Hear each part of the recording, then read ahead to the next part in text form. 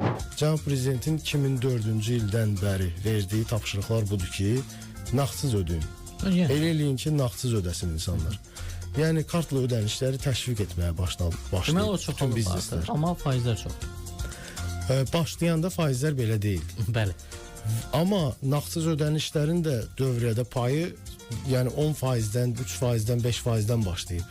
İndi bizim üzvlərimizin nağdsız ödənişləri təxminən 60%-in üzərindədir.